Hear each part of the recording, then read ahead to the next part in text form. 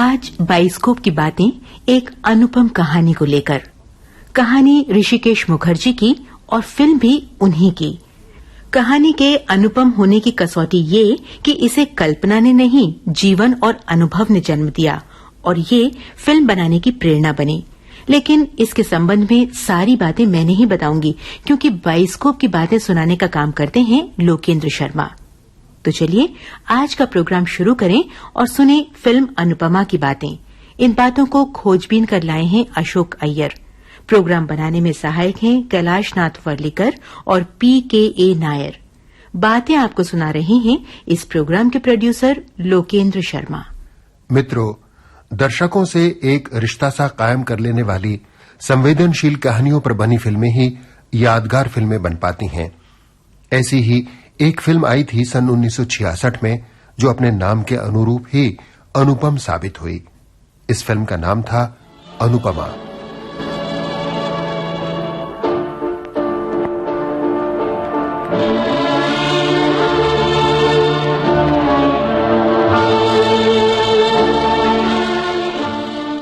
Film Anupama बनी थी LB films के बैनर पर।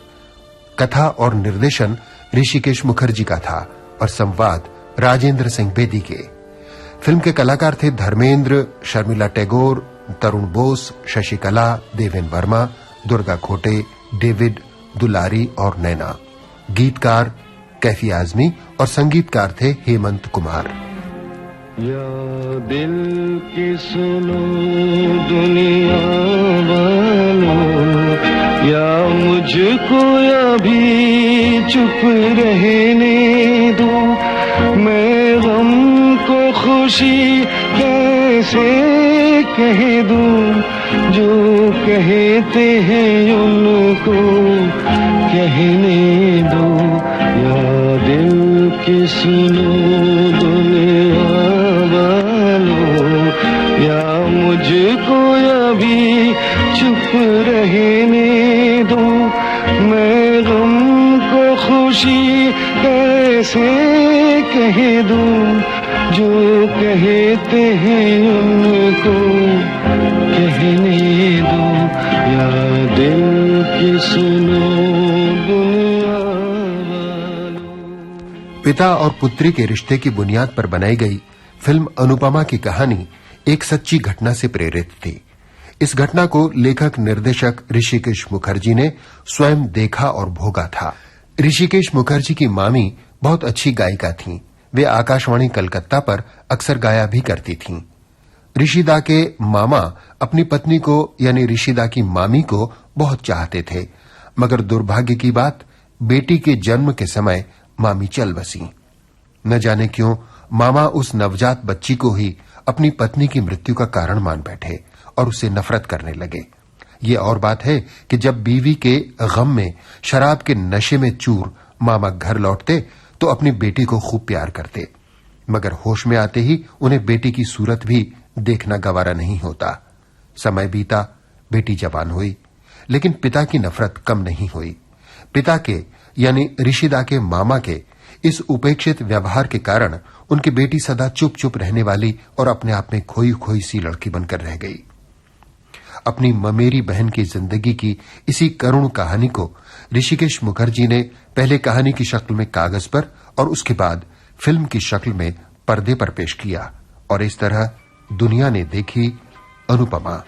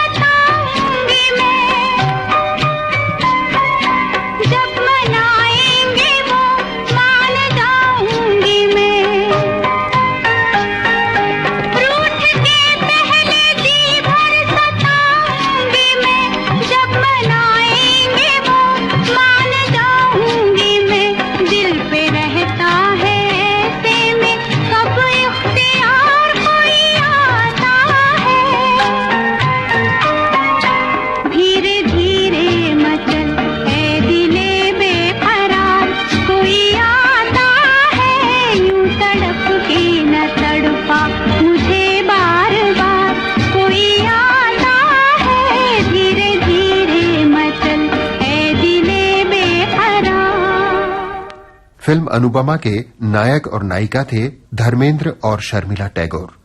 इस जोड़ी ने कई कामयाब फिल्मों में काम किया था। ऋषिकेश मुखर्जी ने भी अनुपमा के बाद इस जोड़ी को सत्यकाम और चुपके चुपके में दोबारा निर्देशित किया। बहरहाल यहां बात चल रही है फिल्म अनुपमा की। फिल्म अनुपमा बनाने का विचार ऋषिकेश मुखर्जी के मन में काफी पहले आ गया था। जिन दिनों वे बिमल रॉय की फिल्म बंदिनी की एडिटिंग कर रहे थे, तभी उन्होंने तय कर लिया था कि फिल्म अनुपमा में वे बतौर नायक धर्मेंद्र को लेंगे। दिलचस्प बात यह है कि सन 1966 में प्रदर्शित धर्मेंद्र की फिल्मों में एक फिल्म थी फूल और पत्थर, जिसमें धर्मेंद्र ने एक रफ टफ चोर राका की भूमिका निभाई थी। लेकिन उसी बरस प्रदर्शित अनुपमा में उन्होंने एक सहृदय कवि और संवेदनशील व्यक्ति का रूप धरा। क्या दर्द किसी का लेगा कोई,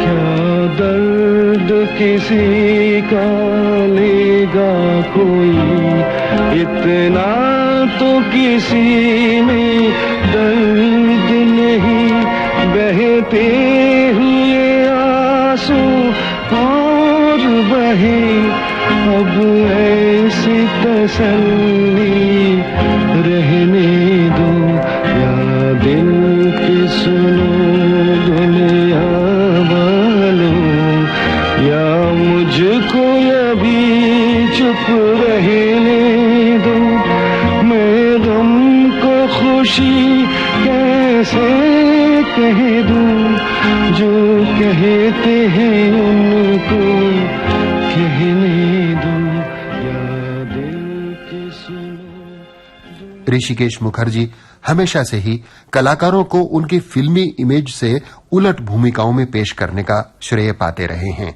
फिल्मी पर्दे पर तेज तर्रार सास या कुटिल औरत की भूमिका करने वाली ललिता पवार को ऋषिकेश मुखर्जी ने अपनी फिल्म अनाड़ी, मेम दीदी और आनंद में नेक और ममतामयी नारी के रूप में पेश किया। कॉमेडी करने वाले असरानी को उन्होंने अपनी फिल्म चैताली में विलन का जामा पहनाया। फिल्मों में वैम्प यानी खलनायिका और डांसर बनने वाली बिंदु को उन्होंने फिल्म अभिमान और अर्जुन पंडित में भली औरत का किरदार दिया। फिल्म अनुपमा में भी जहां एक्शन वाली भूमिकाएं करने वाले धर्मेंद्र को ऋषिकेश मुखर्जी ने कवि और लेखक बनाया, वहीं आरती, हरियाली और रास्ता और फूल और पत्थर जैसी फिल्मों में कामयाब खलनायिका शशिकला को एक जिंदा दिल, खुशमिजाज और सहृदय युवती की भूमिका में पेश किया। भीगी भीगी फजाओं, सन सन सन के जिया, जुल्फी उड़ाती है, खुशबू चुराती है, पागल चंचल मस्त हवा, भीगी भीगी फजाओं, सन सन सन के जिया।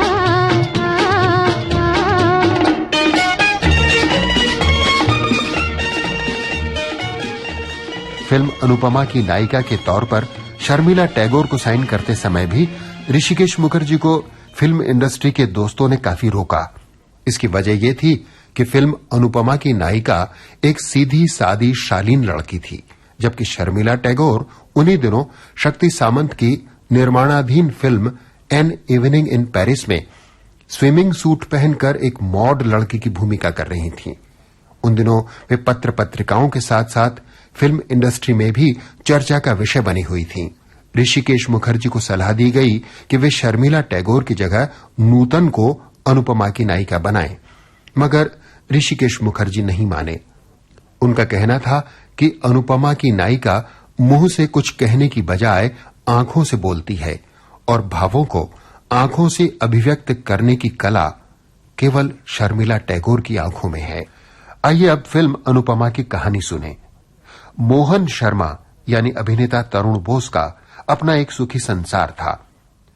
अपनी पत्नी अरुणा यानी सुरेखा से वे बेपनाह मोहब्बत करते थे।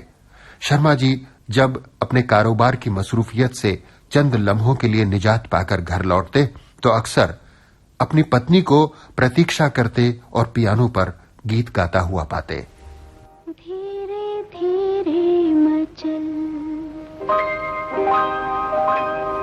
ऐ दिले बेकरार,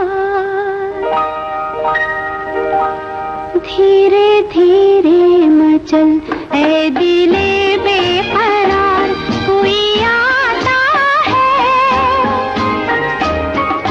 यूं तड़प के न तड़पा मुझे बार बार, कोई आता है, धीरे धीरे मचल, ऐ दिले बेकरार।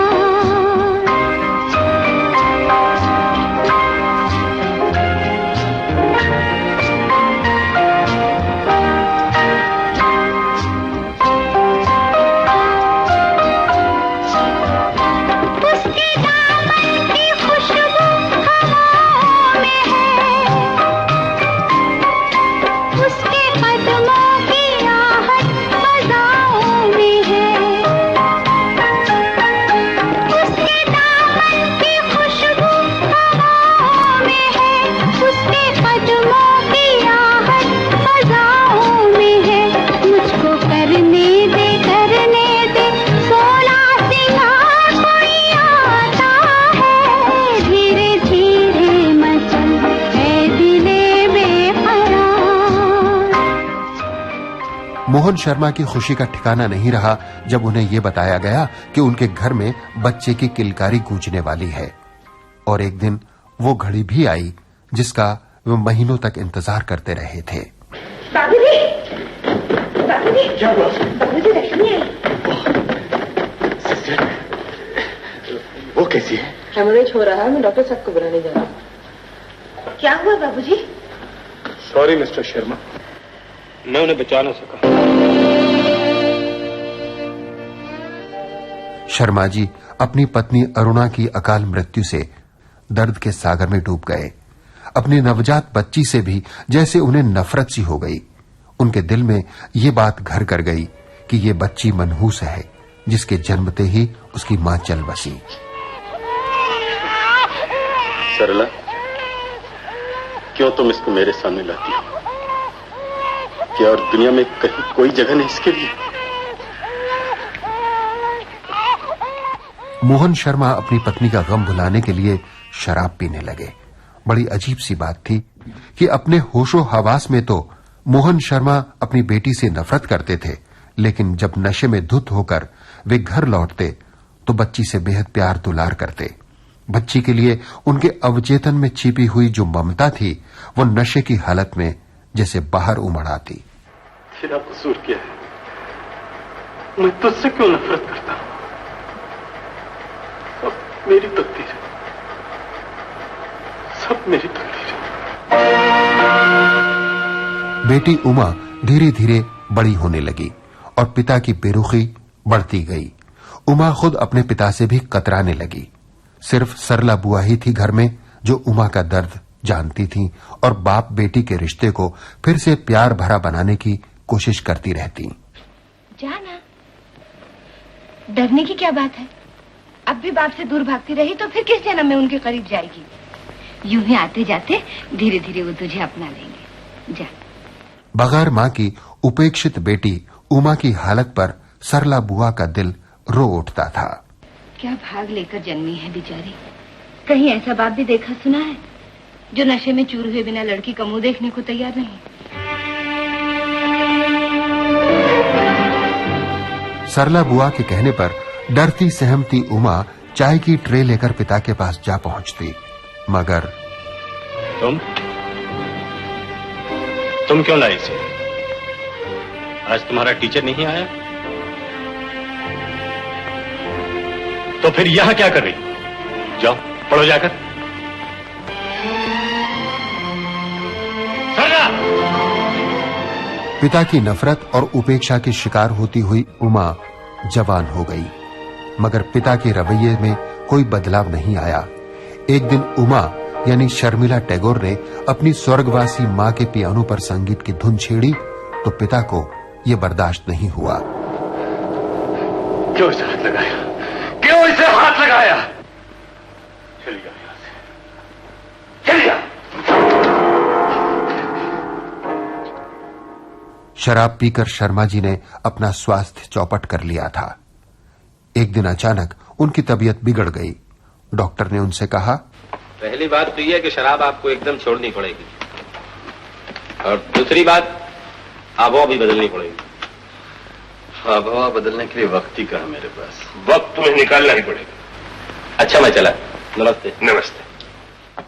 शर्मा जी के एक दोस्त थे मोजेस, बहुत ही मस्त मौला और जिंदा दिल।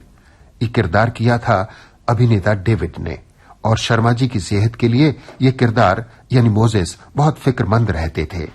देख भाई, एक काम कर, जितनी खुली और बंद बोतलें हैं ना, मेरे यहाँ भेज दे। तुझे जीने का शौक है, मुझे मरने का। मोजेस, इस वक्त तू मौत की बात मत कर। बस मौत से घबरा गए? अरे अपनी मौत तो मजे की बात होती है, खुद को कुछ पता नहीं होता और दूसरे रोते हैं। इसीलिए तो मैं तुम्हें रुलाना नहीं, खुद रोना चाहता हूँ। शर्मा जी अपनी बेटी उमा के साथ कुछ दिनों के लिए महाबलेश्वर चले आए और अपने एक परिचित बख्शी साहब के यहाँ ठहरे। यहाँ आने के पीछे मोहन शर्मा का एक मकसद और भी था। यहाँ उन्होंने अपने एक स्वर्गवासी दोस्त के विलायत से आने वाले बेटे अरुण यानी देवेन वर्मा को भी बुलवाया था, ताकि उमा का रिश्ता अरुण के साथ तय हो सके। इधर अरुण जब विलायत से लौटा तो सीधे अपने पुराने जिगरी दोस्त अशोक यानी धर्मेंद्र के पास जा पहुंचा। अरे, कविता लिखना छोड़ दिया? क्यों? अरे तू तो पहलवान हो गया यार। तेरे पीछे बहुत दुख देखे ना, इसलिए मोटा हो गया। अच्छा, तो दुख में आदमी मोटा हो जाता है? सारी दुनिया घुमाया, लेकिन तू रहा गधे का गधा। गधे का गधा नहीं, गधे का दोस्त। चल मारूंगा मैं। अच्छा, तो प्रोफेसर साहब, मैंने प्रोफेसरी छोड़ दिया। आजकल मैं स्कूल टीचर हूँ, अध्यापक, सर्वव्यापक। क्यों? कॉलेज से निकाल दिया? नहीं, निकाला नहीं गया, मैंने खुद ही छोड़ दिया। और बड़ा अजीब लगता था, काम कुछ नहीं था, पैसे ही पैसे। स्कूल टीचरी में अच्छा है, काम ही काम, नो दाम। भैया, कितनी देर कर दी? क्या कहीं भाषण देने लग गए थे? देखो ना कितना वक्त हो गया है। ओ, मुझे मालूम है, तुझे घड़ी मिली गई। चल चाय बना कर ला। अभी लाई। अच्छा अशोक, माँ को क्या तकलीफ? कुछ खास नहीं अरुण, थोड़ा सा इन्फेक्शन हो गया था। डॉक्टर ने आबोहवा की तब्दीली के लिए कहा है। तो मेरी हालत तो अच्छी तरह जानता है। फिर भी एक पब्लिशर ने कुछ पैसे देने का वादा किया है, मिलते किसी हिल स्टेशन पर ले जाऊंगा। तूने महाबलेश्वर क्यों नहीं ले जाता? अरे हम छोटी सी भूल से डरते, तू महाभूलेश्वर क्यों नहीं ले जाता? मजाक छोड़ो अशोक, मैं महाबलेश्वर जा रहा हूँ। मेरे एक अंकल शर्मा वहाँ पे बीमार है, उन्हें देखने जाना है। तुम लोग भी सब मेरे साथ चलो। अरुण अपने साथ अशोक की मां यानी दुर्गा खोटे और बहन यानी नैना को भी महाबलेश्वर ले आया। जब वो शर्मा जी से मिलने बख्शी विला पहुंचा तो यहां उसकी मुलाकात बख्शी साहब की बेटी और अपनी बचपन की साथी अनीता यानी शशिकला से हो गई। अरे आंखें फाड़ फाड़ कर क्या देख रहे हैं? आपकी गलती नहीं, आप सही मकान पे आए हैं। नहीं पहचाना ना? मैं हूँ एनी। माय गॉड, अनीता कितनी बड़ी हो गई। इतनी सी थी जब देखा था। जब आप कितने बड़े थे जी, लिख कर पहन के घूमते थे, जो बार बार ढुलक कर घुटनों पे आती थी, और नाक 24 घंटे। ज्यादा बातें मत कीजिए, मेहरबानी करके अंदर जाइए। मेरे दिमाग में थोड़ी सी गर्मी है, कहीं गाली दे दी तो आप कहेंगे मैंने दी है, कसूर आपका होगा, वरना मैं हो जाऊंगी। जाइए जाइए, जल्दी जाइए। अनीता बातूनी, शोख और चंचल लड़की थी। जिंदगी के एक एक पल को खुशी से जीने की तमन्ना थी उसमें। उमा इसके विपरीत गंभीर, खामोश और खुद में खोई खोई रहने वाली लड़की थी। इन दोनों की जिंदगी में अगर कोई समानता थी तो वो ये कि उमा और अनीता दोनों का जन्मदिन एक ही था और दोनों ने पैदा होते समय अपनी अपनी मां को खो दिया था। लेकिन उमा के पिता ने उमा को मां की मौत का जिम्मेदार मानकर उससे नफरत शुरू कर दी थी और अनीता के पिता ने अनीता को इतना प्यार दिया था कि वो मां की कमी तक महसूस न कर सके। अनीता इतना बोलती थी कि चुप होने का नाम नहीं लेती थी और उमा हां या ना के लिए भी सिर्फ सिर हिला भर देती थी।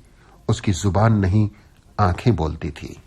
अनीता अरुण के साथ साथ अशोक की मां और बहन को भी अपने बंगले पर ले आई। बाद में अशोक भी उनके बंगले पर आ गया। बंगले में दाखिल होते ही अशोक की मुलाकात अनीता की बजाय उसी घर में मेहमान बनकर ठहरी हुई उमा से हो गई। नमस्ते। मेरा नाम अशोक है। मेरी माँ और बहन को हॉलीडे कैंप से आप यहाँ लेकर आई हैं?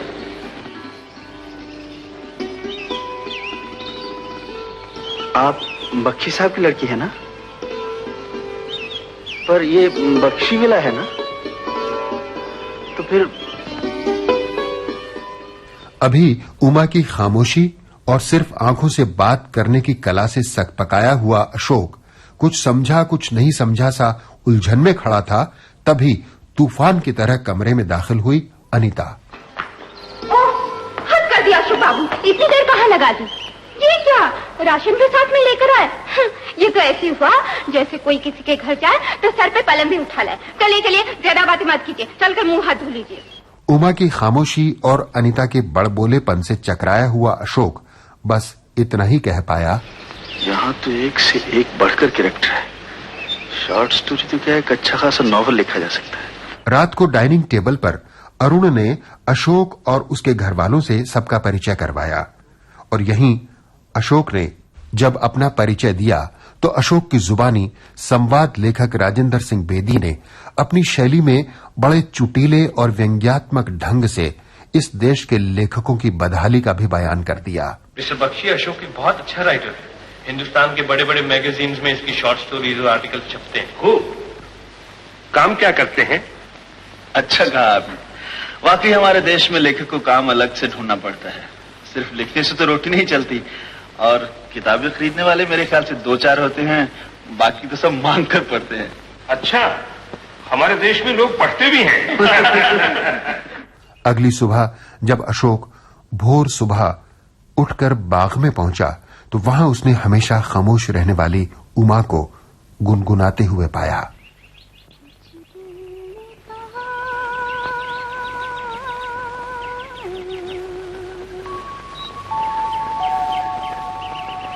कुछ भी नहीं,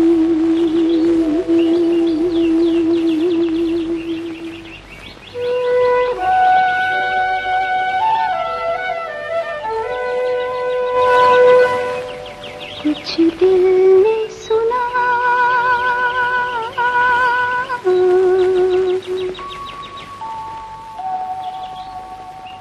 कुछ भी नहीं,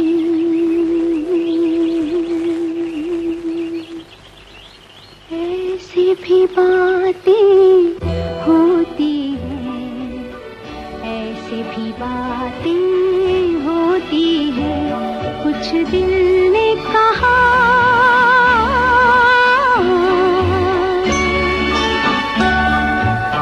कुछ भी नहीं।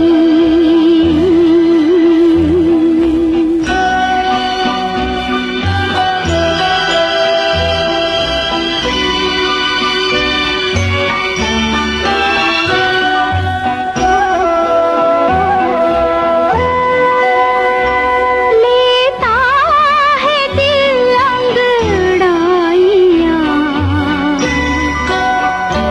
इस दिल को समझाए कोई,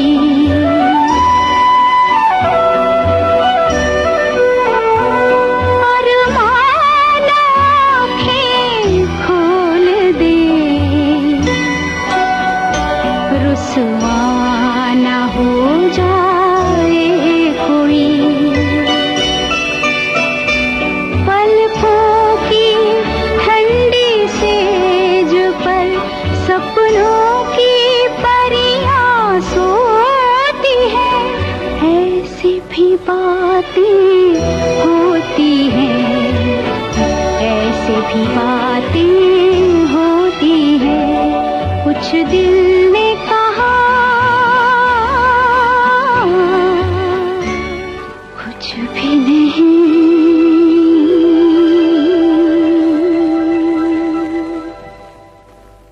जब अशोक ने एक बार फिर उमा से बातें करने की कोशिश की तो इस बार भी उमा ने उससे कोई बात नहीं की। हां, सिर्फ आंखों के भाव से और सिर हिलाकर हां या ना करती रही। इतनी सवेरे उठ जाती हैं आप? कितना सुहाना होता है सुबह का समय। हर चीज एक दूधिया ठंडक में नहाई सी मालूम होती है और फिर देखते देखते एक उजला सा पहनावा पहन लेती है ना? ये आंचल में क्या छुपा रखा है आपने? फूल हैं? देखूं तो। अरे कितने खूबसूरत हैं ये फूल। कुछ मैं ले लूं? उमा बिना गरम कपड़ा पहने ही चली आई। नमस्ते। नमस्ते। अरुण उठ गया? नहीं, आपके लिए चाय भिजवा दूं? अगर तकलीफ ना हो तो भिजवा दीजिए। नहीं नहीं, इसमें तकलीफ की क्या बात है। चलो उमा, स्वेटर पहन ले। इधर अशोक खामोशी की मूरत बनी उमा की तरफ आकर्षित होने लगा तो वहीं उसके दोस्त अरुण को अनीता का संग भाने लगा। एक दिन अनीता ने पिकनिक का प्रोग्राम बना लिया। अरुण बाबू, आज तो बहुत मजा आएगा, खाना पीना बस। Thank you very much. Thank you? Thank you किस बात की? इन बुढ़ों से मुझे बचा लिया जो। क्या मेरे डैडी को बुढ़ा कहते हैं? लड़ाओ भैया। नहीं, तुम्हारे डैडी को नहीं, शर्मा अंकल को। शर्मा अंकल। अंकल शर्मा। कह दो अंकल शर्मा से। कमाल है, तुम तो हर बात सीरियस ले लेती हो। मैं तो मजाक कर रहा था। मैं समझ गई, आप भी बिल्कुल मेरी तरह ही हैं। कब किस वक्त क्या बात मुझ से निकल जाए कोई भरोसा नहीं। आप भी बातें करते हैं लेकिन शायद ही कोई ठीक होती है। फिर भी आप मुझे बहुत अच्छे लगते हैं। कितने हंसमुख हैं आप। देख क्या रहे हैं, जाइए उन लोगों को तैयार कीजिए।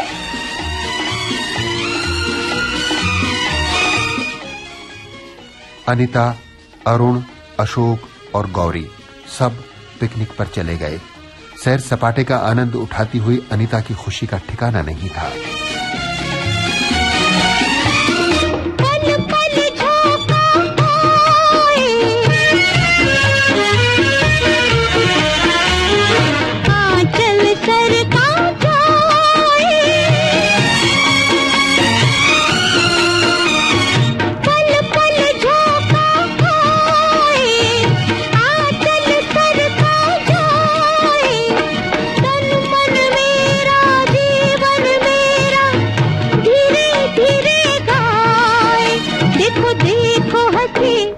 दिल की कली, दिल में ऐसा दर्द उठा, भीगी भीगी फजा, सन के दिया, जुल्फें उड़ाती है, खुशबू चुराती है, पागल चंचल मस्त हवा, भीगी भीगी फजा, सन के दिया।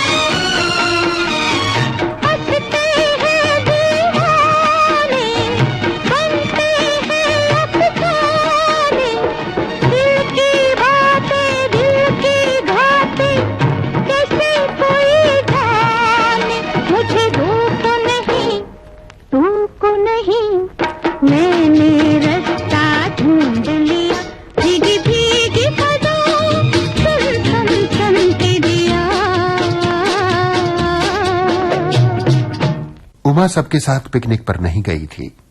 अकेलापन ही उसका साथी था। उसके पिता ने उसे तन्हा बैठी हुई देखकर कहा,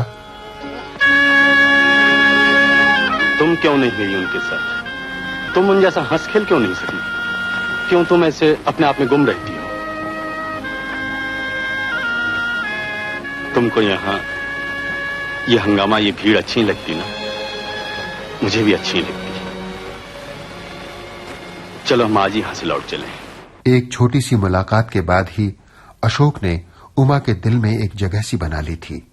सुबह अशोक ने उमा से फूल मांगे थे। उमा फूल लेकर सरला बुआ के साथ अशोक की मां से मिलने पहुंची और वहीं उसने पहली बार कुछ बात भी की। दर्शकों ने भी यहीं उमा को पहली बार बोलते हुए सुना। माँ जी, नाश्ता कर लीजिए। मैं तो सुबह कुछ नहीं खाती सरला। बिल्कुल नहीं? नहीं, कुछ तो खा लीजिए। तेरा हुक्म है तो खाना ही पड़ेगा बेटी। अचरज है माँ जी, ये तो किसी से बात भी नहीं करती। मैं जानती हूँ ये किस लिए बात नहीं करती। बातें करेगी तो फूल झड़ेंगे, हंसेगी तो मूर्ति।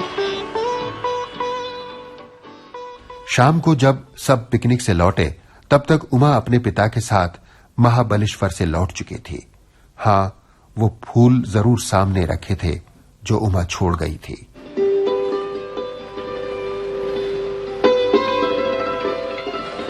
माँ, तुम बाहर गई थी? तो फिर ये फूल कौन लाया है? जाने से पहले उमा दे गई है।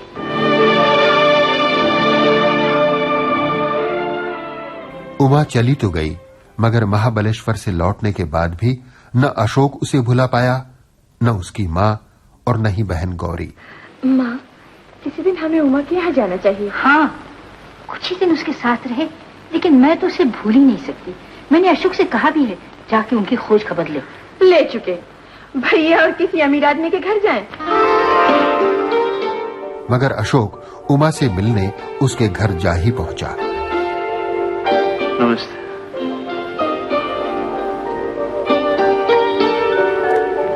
माँ ने भेजा है आप लोगों की खोज खबर लेने, और मैं आया हूँ अपनी तरफ से आपका शुक्रिया अदा करने। आपके वो फूल मुझे मिल गए थे।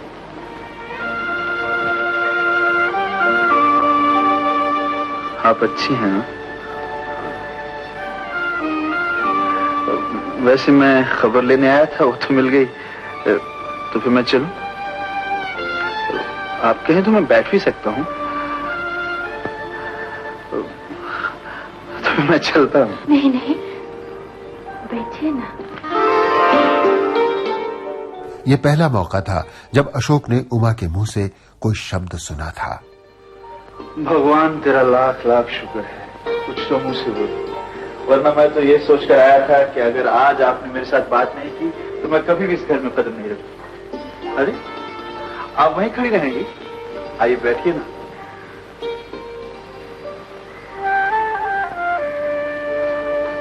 अच्छा, आप बातें क्यों नहीं करती? बैठिए। वैसे सच पूछिए तो आपको बोलने की जरूरत भी नहीं, आपकी आंखें हैं ना, सब कुछ कह देती। अशोक के किसी मजाक पर उमा हंस पड़ी तो अशोक ने उमा को इस बात का एहसास भी कराया कि उसके गंभीर चेहरे पर कभी कभी छलकने वाली हंसी कितनी दिलकश है। उमा जी, शायद आपने खुद को कभी हंसते हुए नहीं देखा। कभी चुपके से आईने के सामने जाकर हंसिए और देखिए ये हंसी कितनी खूबसूरत है। अशोक चला गया, मगर उमा के कानों में अशोक के शब्द गूंजते रहे।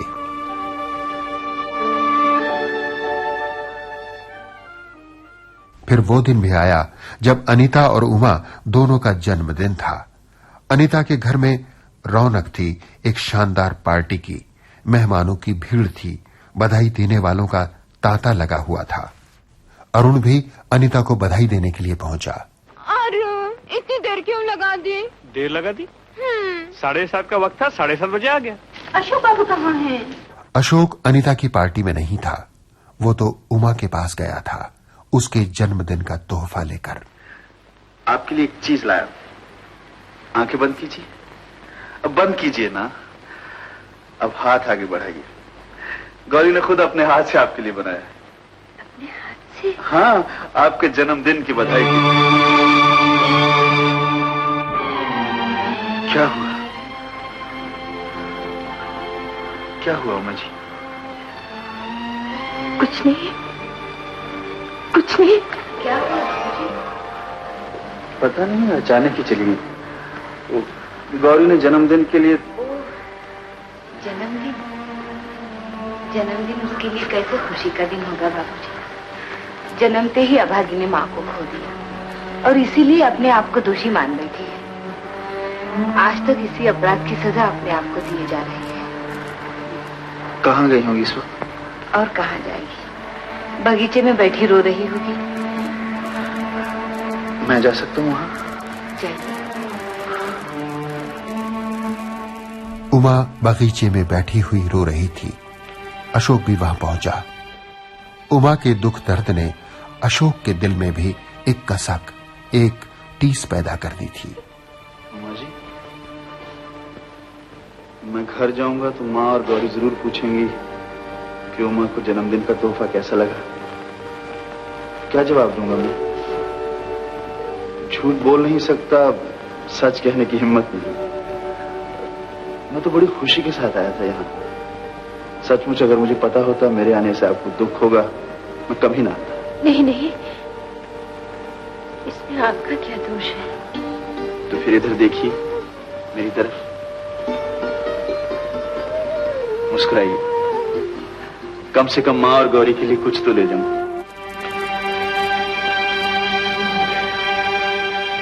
कैसी विडंबना थी कि इधर उमा अपने जन्म दिवस पर आंसू बहाने के लिए मजबूर थी और उधर अनीता अपने जन्मदिन की पार्टी में खुशी से झूमते हुए नाच गा रही थी।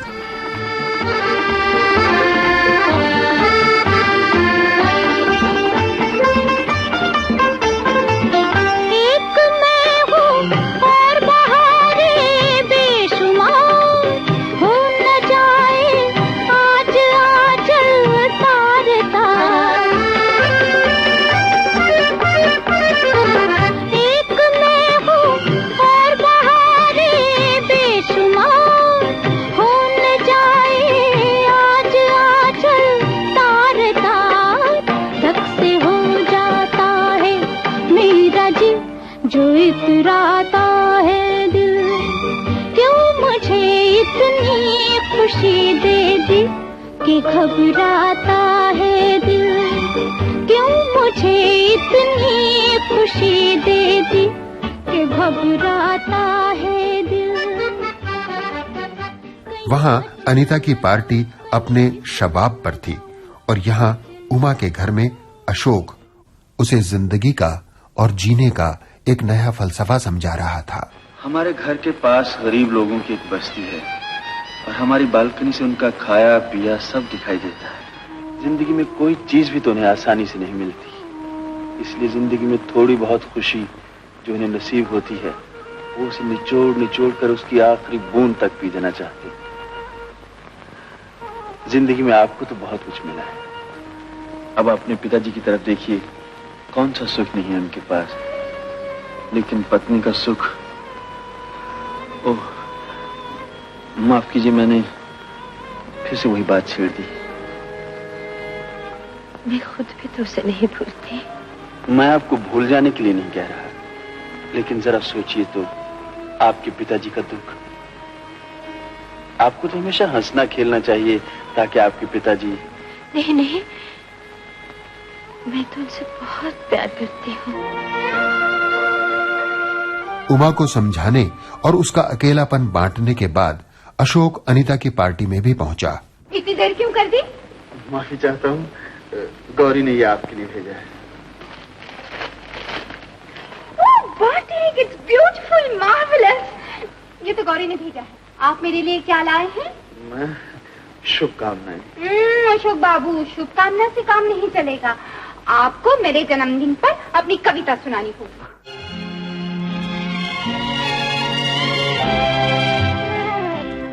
अनीता की फरमाइश पर पार्टी में अशोक ने जो गीत सुनाया वो एक तरह से उमा की जिंदगी की दास्तान था। ये फूल चमन में कैसा खिला,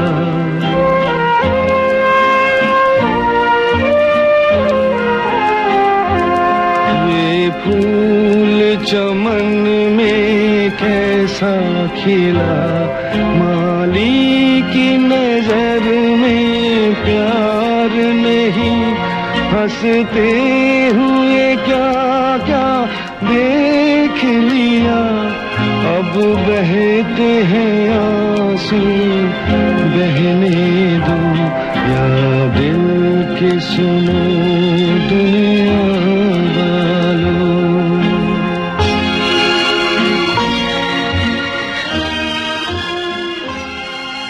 एक दिन अशोक के घर में पूजा रखी गई। इसमें उमा भी आई।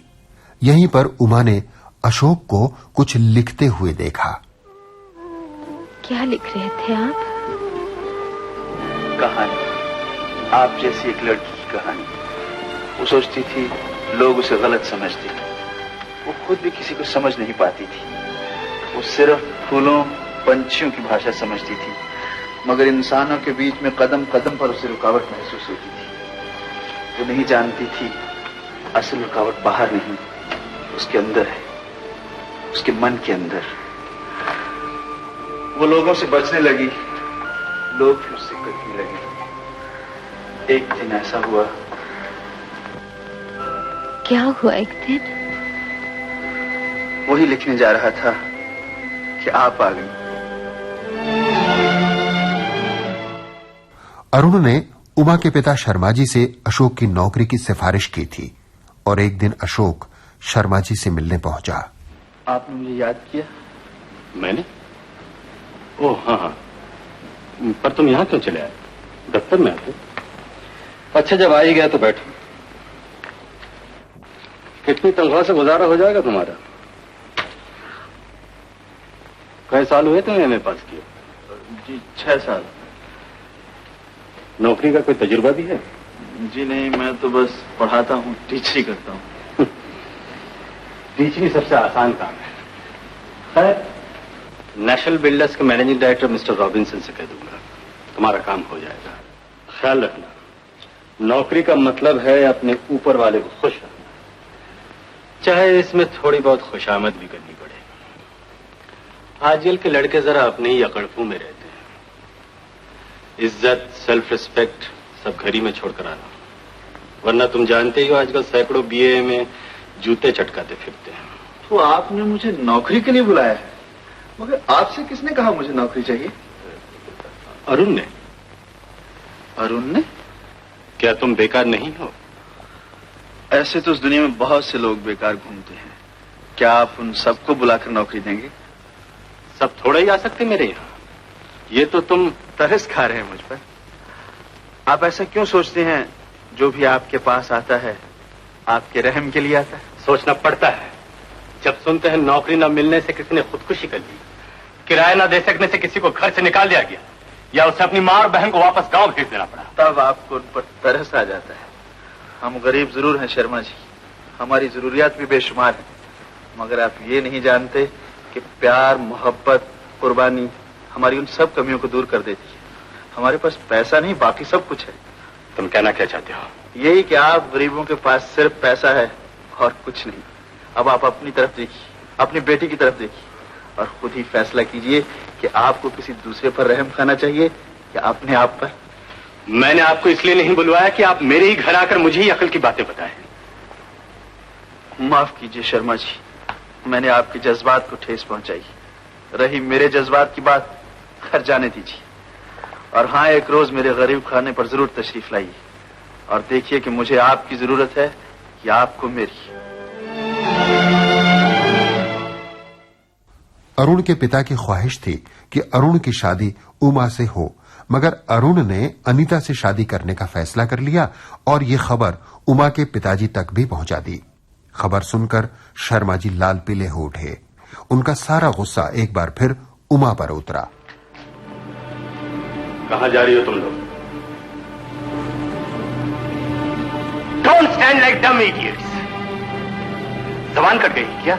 जवाब क्यों नहीं देती? अशोक बाबू के घर। अशोक बाबू के घर? जी हाँ, उनकी माँ और बहन गांव जा रही हैं। जहन्नुम में जाने दो। तुम्हें उनसे क्या? जाओ, ऊपर जाओ। कल्ला, मैं नहीं चाहता हूं मायरा गैर आदमियों से मिलती फिरे, समझी?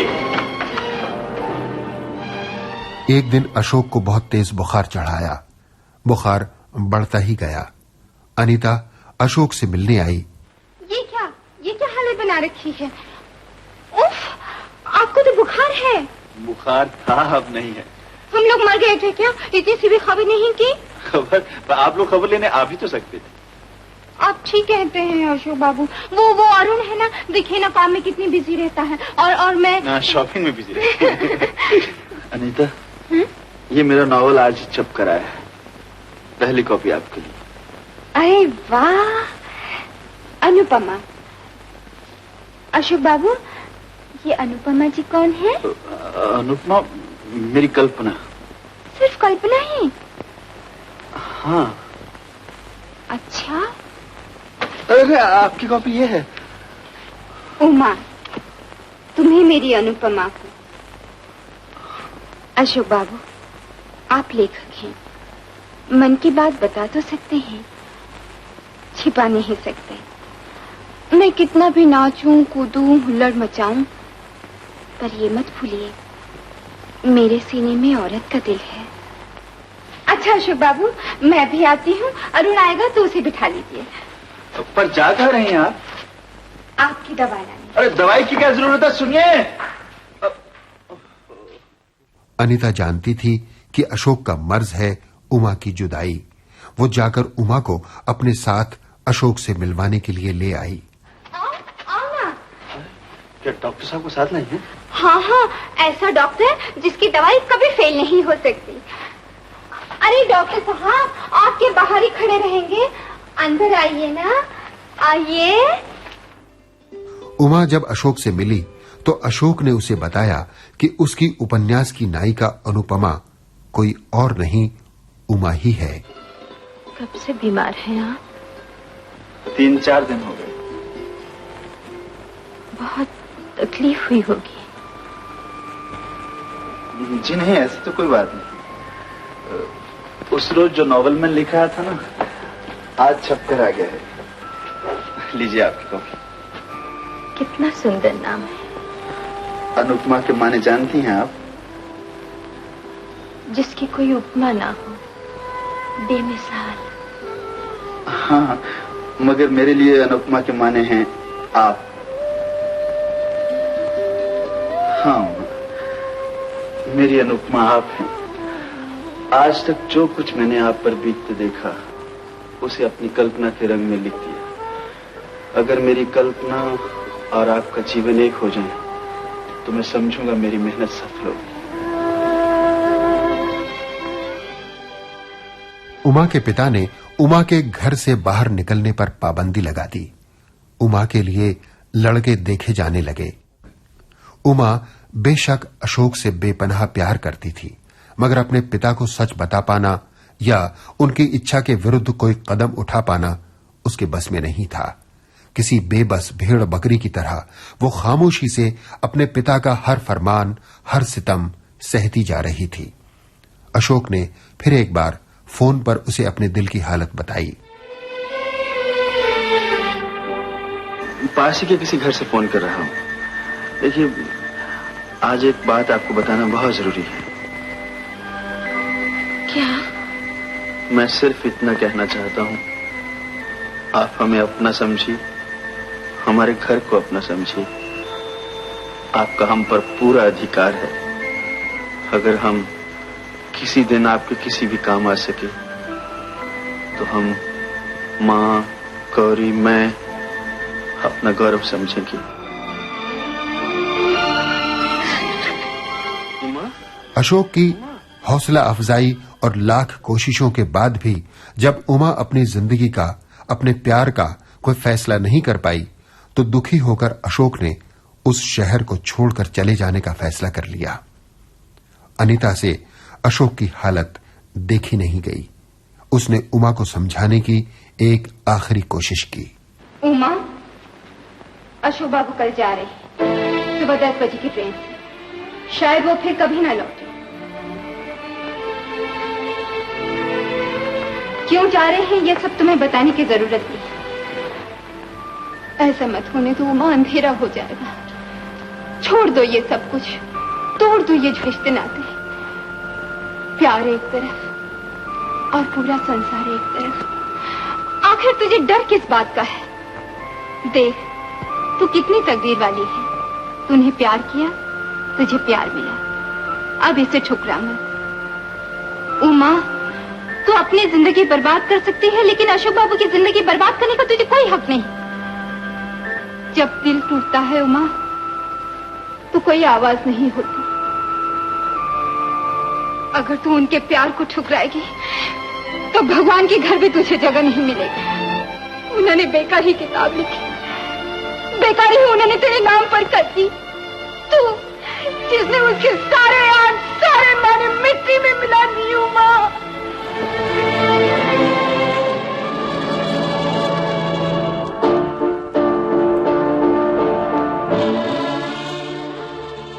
और फिर उमा ने जिंदगी में पहली बार हिम्मत करके एक फैसला किया। अपनी जिंदगी के लिए, अपने प्यार के लिए हमेशा अपने पिता से डरने और कतराने वाली उमा उनके पास पहुंची। पिताजी, मैं आपका आशीर्वाद लेने आई हूं। मैं इस घर को सदा के लिए छोड़ रही हूं। इस संसार में आते ही मैंने आपकी सबसे प्यारी चीज छीन ली। मेरी माँ ने कैसी जगह बनाई होगी आपके मन में, जो मुझे देखते ही आपको वो याद आ जाती है। शायद इसलिए आपने मुझे कभी माफ नहीं किया। आज मुझे आशीर्वाद दीजिए, मैं भी किसी के मन में वही जगह बना सकूं जो माँ ने आपके मन में बनाई थी। आपका हाथ मेरे सर पर है पिताजी, मैं जाऊं ना?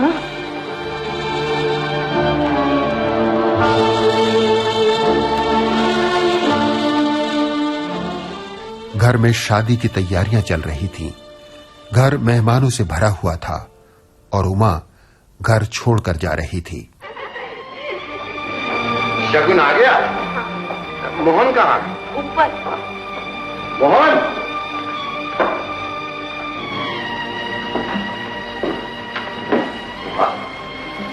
क्या हुआ बेटी? मैं जा रही हूँ चाचा जी। जा रही हो? बात क्या है? कुछ नहीं। जरूर कोई बात है। मैं तेरे पिता समान हूं बेटी, मुझे बता। मैं सदा के लिए जा रही हूँ। क्या? ये क्या पागलों जैसी बातें कर रही हो? घर मेहमानों से भरा है। मुझे जाने दीजिए चाचा जी। नहीं, होश में आओ। ये क्या बचपना है? जानते हो तुम्हारे पिताजी का क्या हाल होगा? वो किसी के सामने मुंह नहीं उठा सकेंगे। उनकी मान मर्यादा मिट्टी में मिल जाएगी। चाचा जी मुझे जाने दीजिए। नहीं, मैं तुम्हें नहीं जाने दूंगा। उसे जाने दो मोजेस।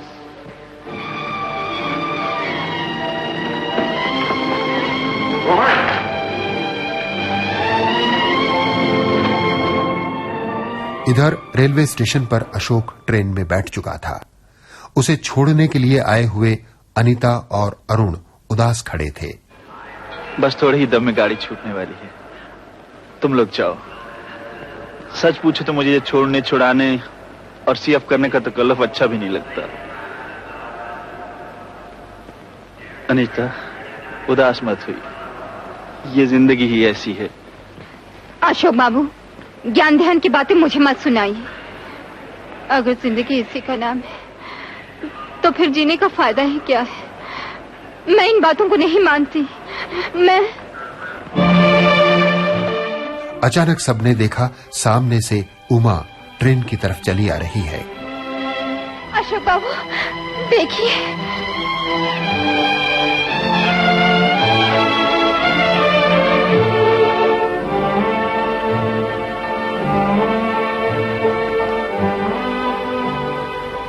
आपने कहा था ना कि जब भी मैं चाहूं।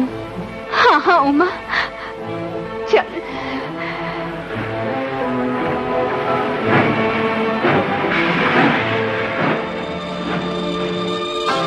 ट्रेन के इस सफर के साथ ही उमा और अशोक भी जिंदगी के हमसफर बन गए। ट्रेन चली गई, मगर किसी ने ये नहीं देखा कि आंखों में खुशी के आंसू लिए हुए उमा के पिता मोहन शर्मा दूर खड़े अपनी बेटी को विदा होते हुए देख रहे हैं। उमा के लिए ये उनका आशीर्वाद था। पिता को इस बात की खुशी थी कि उनकी बेटी देर से ही सही मगर स्वतंत्र निर्णय लेने की क्षमता पा गई है।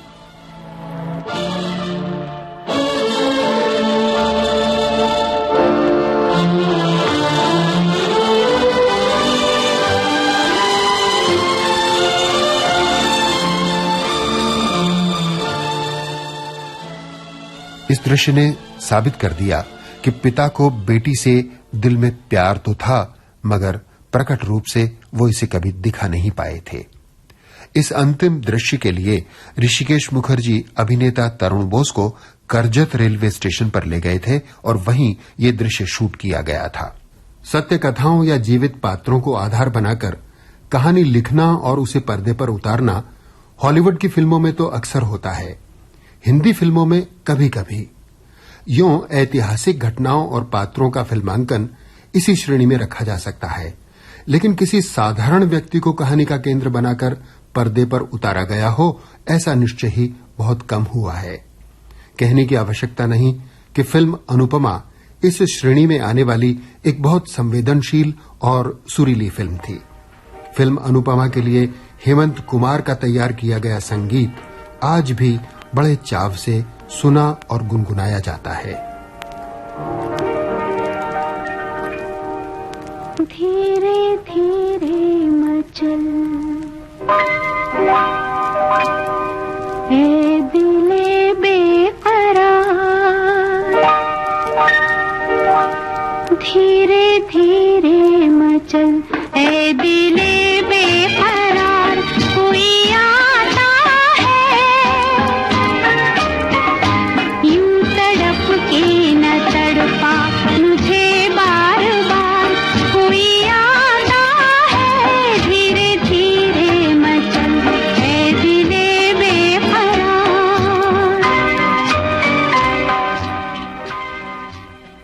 ये बातें थीं फिल्म अनुपमा की, और फिल्म अनुपमा थी LB फिल्म्स की प्रस्तुति।